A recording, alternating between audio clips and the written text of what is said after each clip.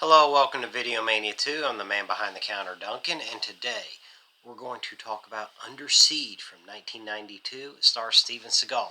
It was directed by Andrew Davis, who is a well-known action director. He did Code of Silence with Chuck Norris. He did Steven Seagal's debut, Above the Law, and he did The Fugitive, which was his biggest success, and he did a mystery called The Perfect Murder with Michael Douglas and Gwyneth Paltrow, and he did a movie called Collateral Damage, an action movie with Arnold Schwarzenegger. So the guy has a pretty impressive resume. Now, this movie also stars Tommy Lee Jones, Gary Busey, and Erika Eleniak.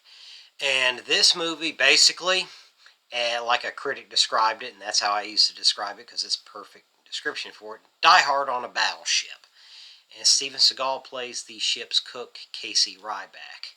And I broke this out because last week was the 80th anniversary of Pearl Harbor, and I remember as a kid in 1991, I learned about the 50th, at the time it was the 50th anniversary of Pearl Harbor, and that's when this movie takes place. It takes place in December of 91, and the president visits the USS Missouri, which is the name of the ship this is on, and he visits it, and they have a ceremony for Pearl Harbor, and then they're going to take the ship and retire it, you know.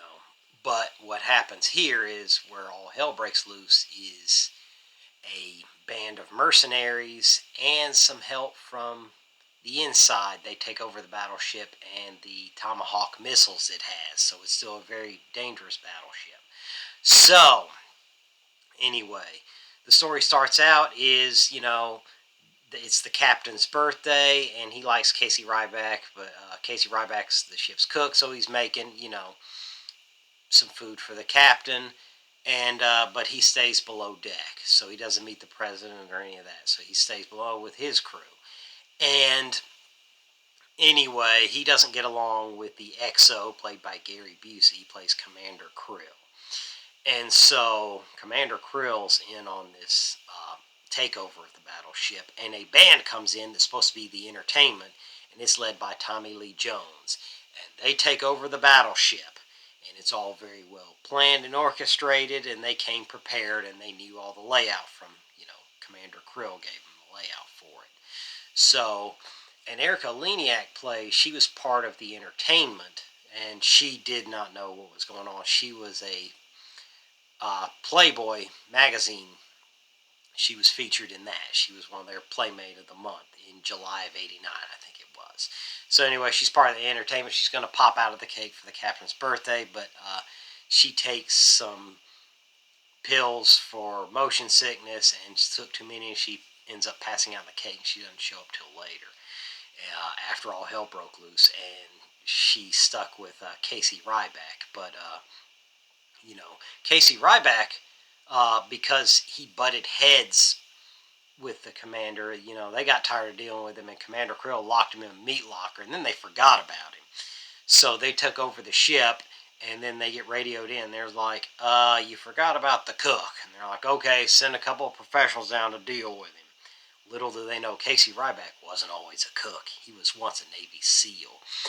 And because he had some run-ins with his higher-ups, you know, they clashed and kind of demoted him, but the captain liked him, so he let him stay on to finish out his military career as a cook.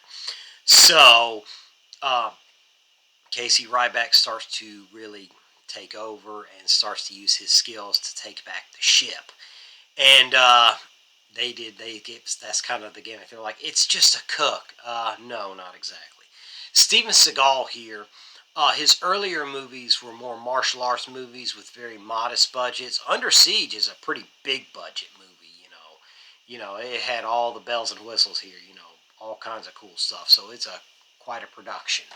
And anyways, the plot unfolds. It's up to Casey Ryback to stop him, basically, you know. And he enlists the help of some captured crew too, so he doesn't do it all alone. And even Erika Eleniak's character comes to help him too. So she kind of comes into her own a little bit. So it's a very good movie. When you think of '90s action movies, you think of Speed and Face Off and Hard Target.